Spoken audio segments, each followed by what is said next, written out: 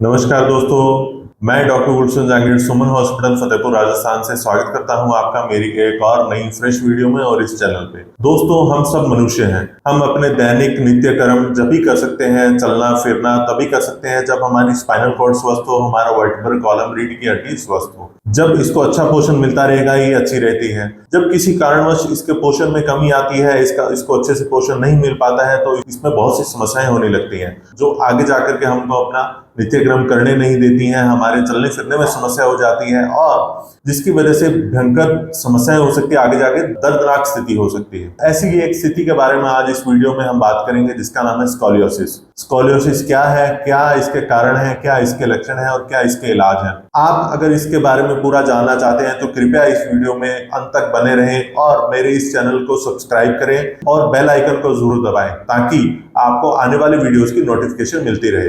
दोस्तों, स्कोलियोसिस जिसको आम भाषा में कुबड़ निकलना भी कहते हैं, इसमें रीढ़ की हड्डी का एक हिस्सा टेढ़ा हो जाता है या एक तरफ झुक जाता है। इसमें कोई भी हिस्सा रीढ़ की हड्डी का झुक सकता है, भले ही वो सर्वाइकल हो, थोरेसिक हो या लंबर हो, परंतु खास करके जो जिस हिस्से की ज्यादा इन्वॉल्वमेंट रहती है उसको थोरेसिक एरिया कहते हैं, या पीठ के ऊपर का जो हिस्सा होता है उस हिस्से की ये मोस्ट कॉमन प्रॉब्लम मानी जाती है। इसमें एक कंधा और कमर के बीच का एक हिस्सा एक तरफ झुक जाता है, जिसकी वजह से मांसपेशियों पर दबाव पड़ता है और व्यक्ति को एक तरफ व्यक्ति झुक जाता है। इसकी आम पहचान ये होती है कि व्यक्ति के दोनों कंधे एक जैसे नहीं रहते हैं, व्यक्ति के एक कंधा ऊपर रहता है, एक कंधा नीचे रहता है। हम इसको देख के ही पहचान सकते हैं कि किसी व्यक्ति को स्कोलियोसिस की यह समस्या है। अगर इसका इलाज ना करवाया जाए तो ज्यादा दबाव पड़ने की वजह से व्यक्ति में पाचन तंत्र की समस्याएं आ सकती हैं, व्यक्ति में सांस लेने की समस्याएं आ सकती हैं, क्योंकि दबाव की वजह से फेफड़ों पर दबाव पड़ता है और पेट में दबाव की वजह से आंतों पर दबाव पड़ता है। इसके साथ अगर ज्यादा दबाव पड़े तो व्यक्ति को लैट्रिन और पेशाब दोनों का कंट्रोल बाहर हो सकता है, तो इसका इलाज बहुत जरूरी है। दोस्तों, अब हम स्कोलियोसिस के कारणों की बात करें कि किस किस वजह से स्कोलियोसिस होता है। सबसे पहले बाय बर्थ या बर्थ डिफेक्ट्स की वजह से इसमें कुछ ऐसी मेडिकल कंडीशंस होती हैं जिसमें स्कोलियोसिस आगे जाकर के हो सकता है, जैसे कंजेनाइटल स्कोलियोसिस, यानी जिसमें बाय बर्थ ही एक ऐसी मेडिकल कंडीशन होती है जिसमें स्कोलियोसिस होता है, मां के गर्भ से ही उसको स्कोलियोसिस होता है। इसके अलावा स्पाइना बाइफिडा एक ऐसी मेडिकल कंडीशन होती है। इसके अलावा सेरेब्रल पाल्सी, मस्कुलर डिस्ट्रॉफी और एक मार्फन सिंड्रोम नाम से एक मेडिकल कंडीशन है जिसमें व्यक्ति को आगे जाकर के स्कोलियोसिस हो सकती है। दूसरी कंडीशन की अगर मैं बात करूं उसका नाम है जेनेटिक स्कोलियोसिस। जेनेटिक स्कोलियोसिस का मतलब हुआ कि व्यक्ति के परिवार में ही स्कोलियोसिस चलता आ रहा है। बाय व्यक्ति को उसके परिवार में किसी न किसी को स्कोलियोसिस था, उसके माता पिता को या उसके दादा को, जिससे वो आगे जाकर के पीढ़ी दर पीढ़ी उसको स्कोलियोसिस हो रहा है। इसमें छोटे बच्चों में ही स्कोलियोसिस शुरू हो जाता है, जैसे जिनकी उम्र खास करके 10 से 15 साल के बीच में रहती है, उनको भी हल्का हल्का स्कोलियोसिस स्टार्ट हो जाता है और वो धीरे धीरे जैसे उनकी ग्रोथ बढ़ती है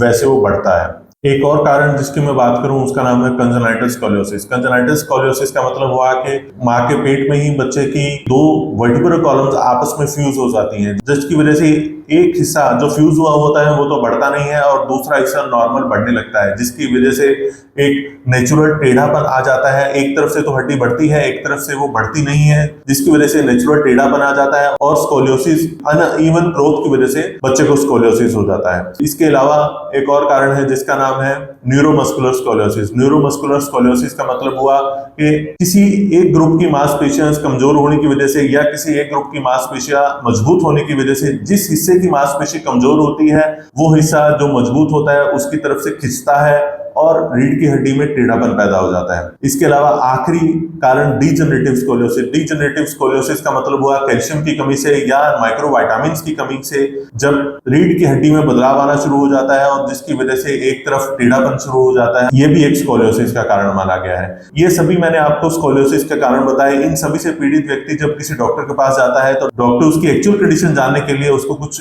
इन्वेस्टिगेशंस लिखता है, जिसमें मुख्य उसका एक्सरे लिखा जाता है। एक्सरे में हड्डियों की शेप देखी जाती है। इसके अलावा हो सकता है एमआरआई भी करवाई जाए और कुछ ब्लड की इन्वेस्टिगेशंस है, उससे कंफर्म हो सकता है कि व्यक्ति को कौन सा स्कोलियोसिस है और कौन सी ग्रेड का स्कोलियोसिस है। इलाज की अगर हम बात करें, ये बहुत धीरे धीरे बढ़ता है। अगर समय से इसको पहचाना जाए, समय से इस बीमारी डॉक्टर के पकड़ में आ जाए तो ये समस्या बढ़ती नहीं है। अगर मस्कुलर स्कोलियोसिस है उसको मांसपेशियों की ताकत को बढ़ा करके उसको स्ट्रेचिंग करवा करके इसका निदान किया जा सकता है। इसमें मुख्यतः कॉब्स एंगल देखा जाता है। कॉब्स एंगल जो 0 से लेकर के 100 डिग्री तक जाता है, 0 से लेकर के 10 डिग्री तक नॉर्मल होता है। 10 से 20 डिग्री अगर किसी व्यक्ति को है तो उसको नॉर्मल स्कोलियोसिस होता है, वो मांसपेशियों के खिंचाव के जरिए, एक्सरसाइज के जरिए ठीक हो सकता है। अगर किसी व्यक्ति को 20-25 डिग्री से लेकर के लगभग 40-50 डिग्री तक कॉब्स एंगल आया है तो उसको ब्रेस या बेल्ट लगा करके, एक पर्टिकुलर ब्रेसिस लगा करके जो उसकी कमर को बिल्कुल सीधा रखते हैं, कमर को बांध के रखते हैं और बेल्ट लगा करके उसको स्कोलियोसिस को ठीक किया जा सकता है।